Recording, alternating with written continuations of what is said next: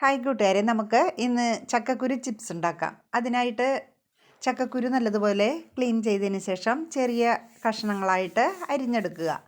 എന്നിട്ട് നമുക്ക് ആവശ്യത്തിനുള്ള മുളക് പൊടിയും ഉപ്പും പിന്നെ അല്പം വെളിച്ചെണ്ണയും കൂടി ചേർക്കണം. എന്നിട്ടെല്ലാം കൂടി തിരുമ്മി പിടിപ്പിച്ച് നമുക്ക് ഓവൻ്റെ ട്രേയിലേക്ക് വയ്ക്കാം. അതിനുശേഷം ഓവൻ 10 മിനിറ്റ് പ്രീ ഹീറ്റ് ചെയ്യാൻ വെച്ചിട്ടുണ്ടായിരുന്നു.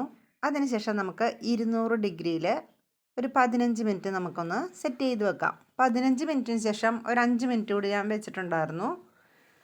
അപ്പോൾ ഒരു 15 മിനിറ്റിന് ശേഷം തുറന്നു നോക്കി, എന്നിട്ടൊരു 5 മിനിറ്റും കൂടി വെച്ചതിന് ശേഷമാണ് ഇത് റെഡിയായത്. അപ്പോൾ പറ്റാവുന്നവർക്കൊക്കെ ഒന്ന് ട്രൈ ചെയ്യാവുന്നതാണ്. നല്ല ക്രിസ്പി ആയിട്ടുള്ള ചക്കക്കുരു ചിപ്സ് ഇവിടെ റെഡി ആയിട്ടുണ്ട്. ഇനി അടുത്ത വീഡിയോ ആയിട്ട് വരുന്നത് വരെ എല്ലാവർക്കും നന്ദി, നമസ്കാരം.